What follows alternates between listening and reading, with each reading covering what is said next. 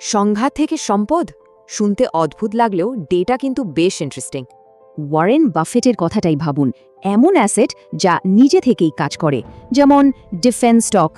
তবে এটা ট্রেডিং নয়, মানে শর্ট টার্ম লাভ না, এটা হলো লং টার্ম ইনভেস্টিং। বাজার যখন ডাউন তখন প্রশ্ন হলো বিনিয়োগটা কোথায় করা উচিত? ডিফেন্স সেক্টর কি উত্তর? চারপাশের অবস্থাটা দেখুন, বিশ্বজুড়ে ভূরাজনৈতিক উত্তেজনা কিন্তু বাড়ছেই। আর যখন সংঘাত বাড়ে তখন একটা সেক্টরের চাহিদা তুঙ্গে ওঠে, ডিফেন্স সেক্টর। ভাবা যায় 2000 থেকে ইন্ডিয়ান ডিফেন্স স্টকগুলো 300 থেকে 500% রিটার্ন দিয়েছে। এই রিটার্ন এতটাই বেশি যে নিফটি 50কেও অনেক পিছনে ফেলে দিয়েছে। কিন্তু মাথায় রাখতে হবে এই সেক্টর খুব ভোলেটাইল, এটা একটা লং টার্ম গেম। আচ্ছা, কেন বাড়ছে এই সেক্টর?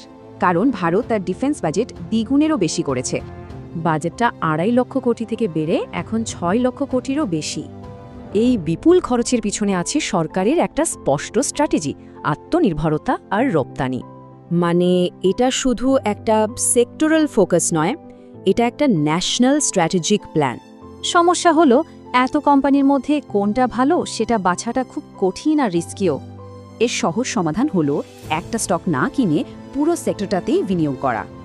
এর সুবিধাগুলো দেখুন, ঝুঁকি কম, বেশি রিসার্চের দরকার নেই, আর ইনস্ট্যান্ট ডাইভার্সিফিকেশন। মানে অ্যারোস্পেস থেকে শুরু করে শিপবিল্ডিং পর্যন্ত পুরো ইন্ডাস্ট্রিতেই এক্সপোজার পাওয়া যায়।